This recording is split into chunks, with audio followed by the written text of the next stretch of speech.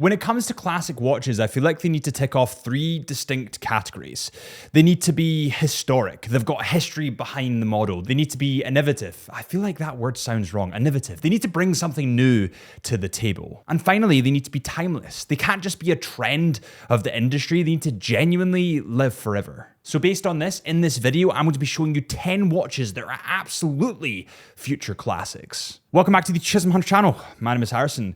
As always, that's the classic intro for all you OGs out there. So let's just dive straight into the first watch that I think really ticks off every single box on this list. This is the IWC Engineer. The Engineer was launched in 1955 and it was one of the first anti-magnetic tool watches for engineers. It featured a soft iron inner case and the in-house Peloton winding system. Now the design of these watches were actually done by none other than Gerald Genta himself. The line evolved through various eras and it was actually relaunched a couple of years ago at Watches and Wonders, and now we have a ton of beautiful engineers to pick between, including a ton of case sizes. But to me, this watch just hits everything. It has the history, it has Genta's fingerprint on it. It has the fact it was one of the first anti-magnetic tool watches, and I think that it's not playing into the trend at number 3. I think this watch is and always will be absolutely timeless. Next on the list for future classic watches has to be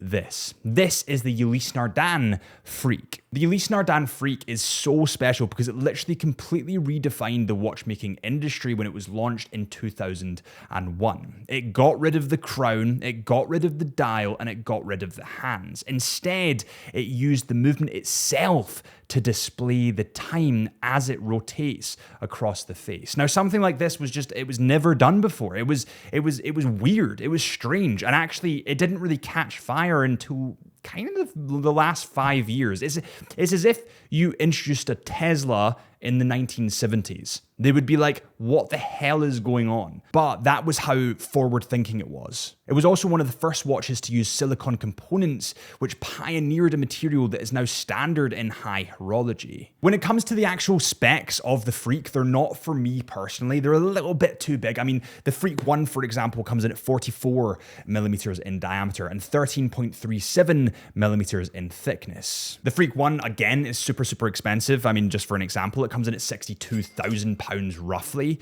So you are paying a lot for what you get with this technology. But I think this watch is so forward thinking and so pivotal to the watch industry that it definitely deserves legendary future classic status. I mean, it's got the history, it's got the innovation, and it's definitely got the timelessness. Next on the list, and you guys are going to kill me for this, but it is the Omega Seamaster No Time to Die. So everybody here knows that I have an infatuation with Omega. Always have, always will. I love him to pieces. And Daniel Craig was my James Bond. And James Bond and Omega have such a tight-knit connection that they kind of, when you speak of one, you think of the other. Now, spoiler alert ahead, so if you've not seen Omega James Bond, then please don't watch this bit because you will get very upset. But this was Daniel Craig's last ever James Bond movie. Everybody knows what happened in the end of the movie. I won't go really into it, but it was his last James Bond. And as a result, it's a pivotal moment because there's a section of people that their James Bond, like for me, is Daniel Craig. And because of that, they'll always regard the watch featured in this movie.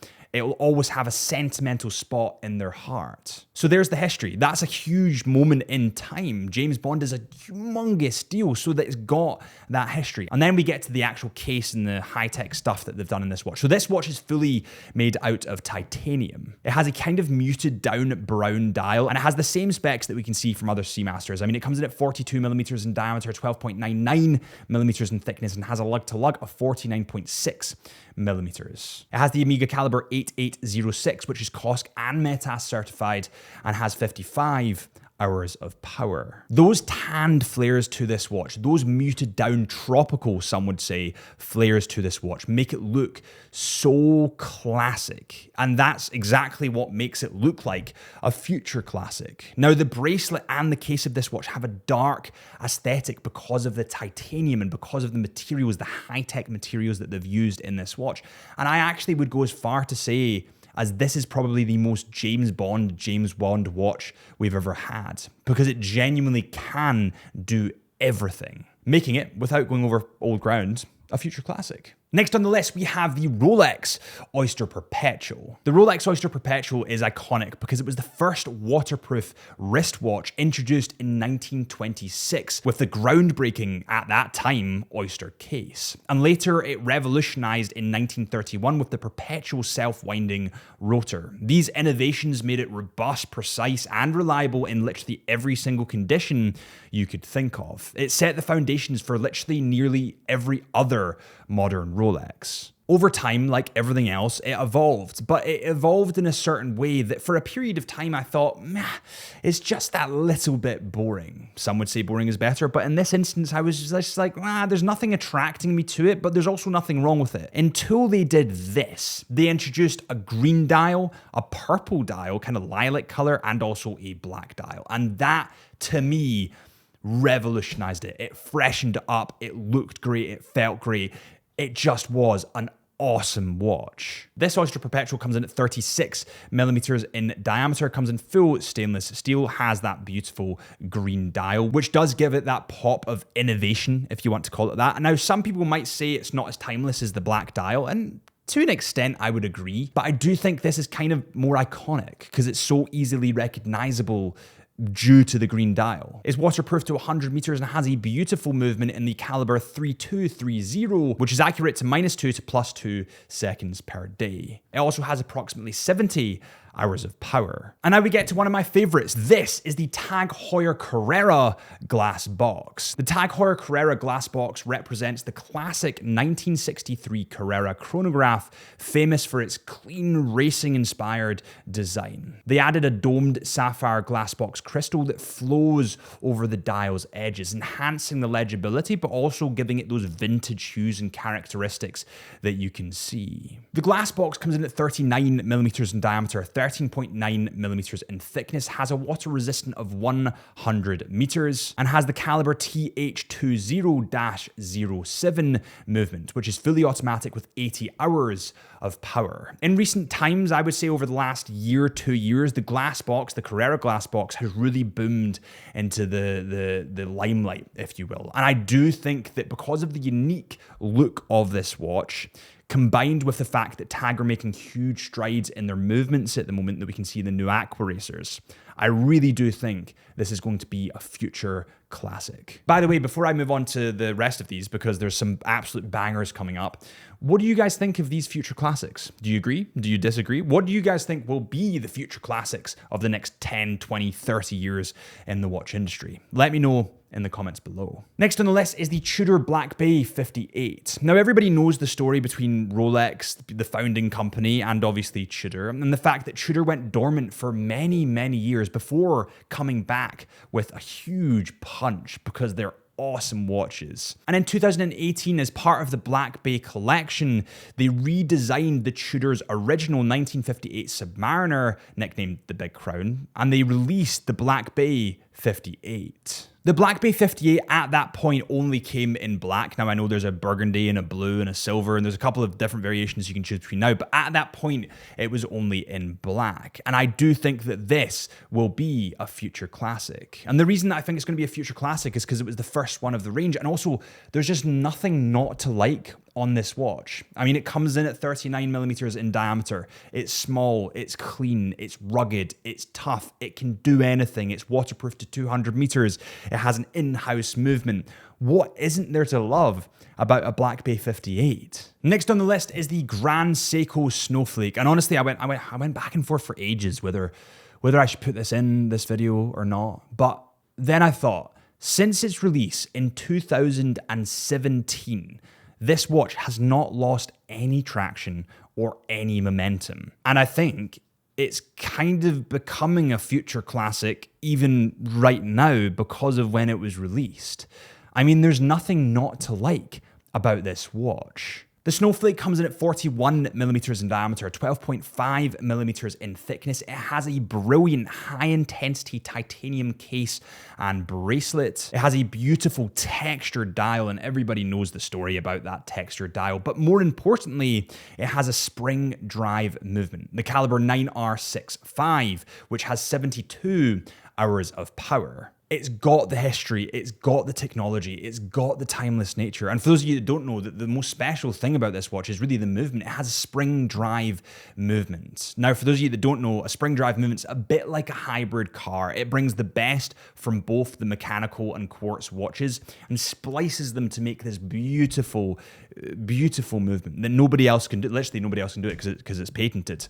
So it has the technology, it has the history, and it has the timeless design. And I think that's why we've seen it last through the ages. The next watch on the list is going to get me killed, but I'm gonna do it anyway because I am an Omega fanboy, and I do think that this will be, although we don't want to say it, a future classic. This is the Omega Aquaterra, commonly known as Blackwaterra, Black Pearl, Black Diamond. I've heard so many different nicknames, but there was 3 different iterations released. There was a 38mm iteration, a 34mm iteration, or you could step up to the 41mm iteration. Now, interestingly, the Omega Aquaterra was released in 2002, and it was essentially created to be kind of bridge the gap between the really sporty, rugged aesthetic of the Seamaster and their kind of more dressy watches, because they didn't have anything sitting in that in-between category. They didn't have like a kind of sports dress watch, so that is the Aquaterra. And for a lot of people, the divisive piece of this watch was that teak dial that used to run through them. But what Omega did with this release, and it seems like a tiny change, but actually it's humongous, is just make it a black lacquered dial.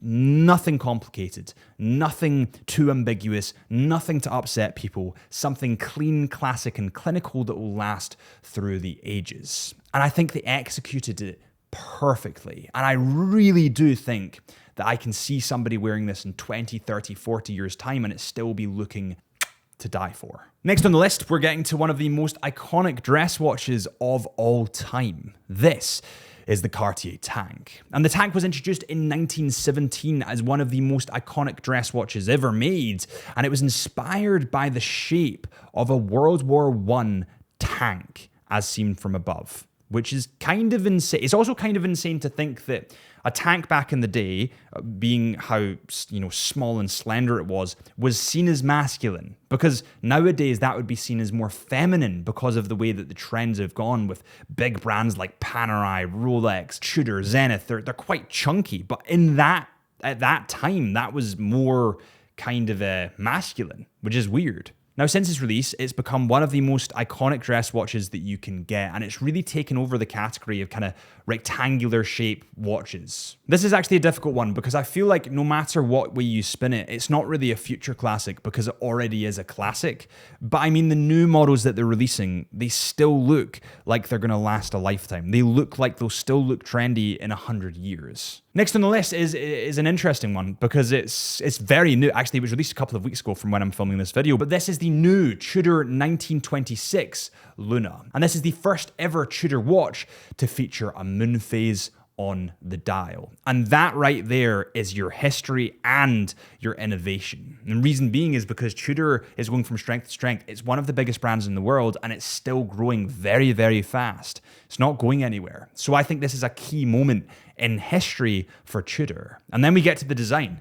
I mean, it looks insane. There's a couple of different color variations of this watch that you can choose between. I mean, you do have a black, a blue, or you have kind of more champagne looking dial. They come in at 39 millimeters in diameter, 10.1 millimeters in thickness, and are waterproof to 100 meters. It has a beautiful domed sapphire crystal glass, again bringing in those vintage flares, and it has a self-winding movement in the caliber T6 07-9 with 38 hours of power. Thank you guys so much for watching. If you do agree with these choices, then let me know in the comments. If you don't agree, then also let me know in the comments. I'd love to have that conversation. Thank you guys so much for watching. If you have enjoyed, hit that subscribe button or follow our Instagram at Chisholm Hunter Watches, and I'll see you guys real soon.